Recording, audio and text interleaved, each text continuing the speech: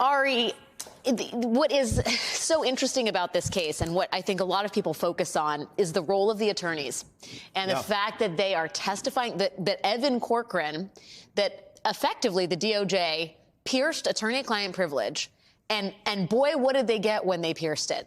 Evan Corcoran keeping audio recordings of his diary through the sort of onset of the saga with the retained documents. There's Alex Cannon, another lawyer who refused to put out a statement that said the DOJ or that NARA and the federal government had gotten everything back from Donald Trump. I mean, the lawyers are key players in this, not just because they're advising their client in a legally treacherous terrain, but because they're now witnesses and potentially criminally exposed in this. Criminally exposed, which is why the most known recent former Trump lawyer who went to prison, Michael Cohen, said it's like working for a mob boss.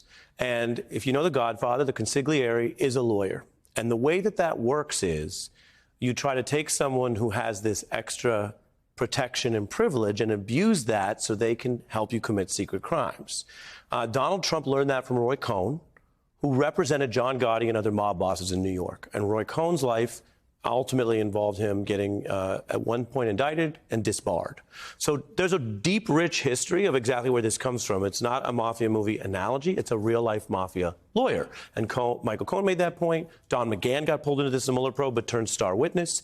We've seen it over and over. And so what Donald Trump learned from those people and did at times pull off was, if you have no ethics and morals and you don't care about the law and this person has more protection, you put it there.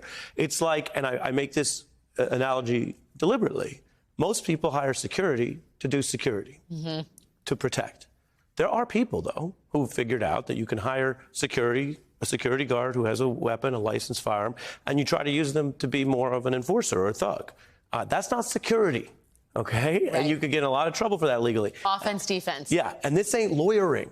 It wasn't lawyering for Michael Cohen. That's why ultimately with SDNY, he went to jail, he flipped. And so what we've seen here and what we're going to learn more when this is unsealed, what be that Tuesday or before, is that Evan Corcoran, who's now recused out of the case, but a judge found the crime fraud exception, as you and I mentioned, and perhaps other lawyers in the history are going to be pulled in. Tim Parlatore. Mr. Parlatore, who Lawrence talked to and I had him on the beat, and we went back and forth about some of this.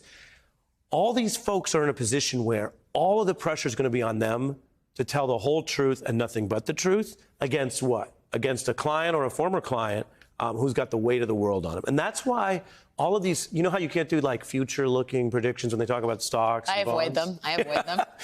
We can't do any of that because on the one hand, Donald Trump got away with a lot for a long time. On the other hand, no one's ever seen what it feels like to work or be around Donald Trump if folks think that he might actually be convicted in a federal case or might actually be in a jumpsuit. That will change the gravitational and political and legal pressures around him.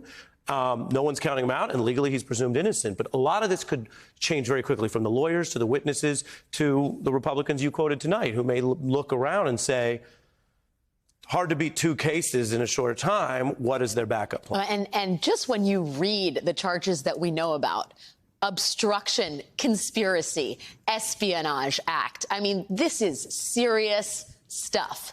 And these charges are being brought by the federal government. Ari Melber, it is always good to see you. I mean, let's do it again.